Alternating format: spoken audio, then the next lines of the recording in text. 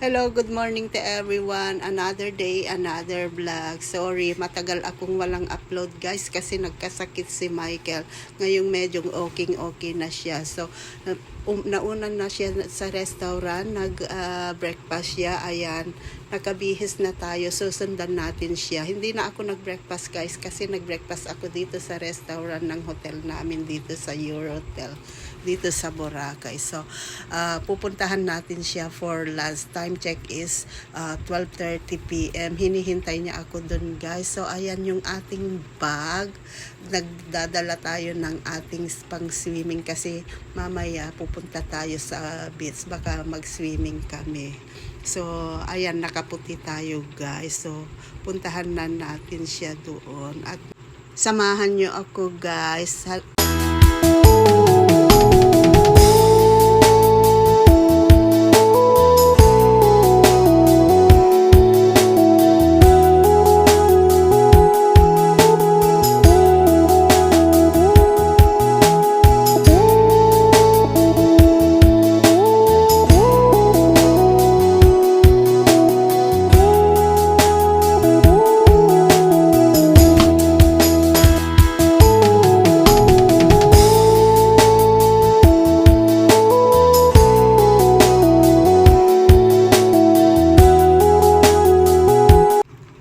Hi guys, andito na tayo sa restaurant. Ayan si Michael. Tapos na siyang kumain. So, nag-order siya ng carbonara para sa akin at sa kanya na rin kasi gusto rin niyang makisabay na kumain. So, ayan yung ating carbonara with papaya shake. So, mag-lunch muna tayo guys bago tayo pupunta ng beach.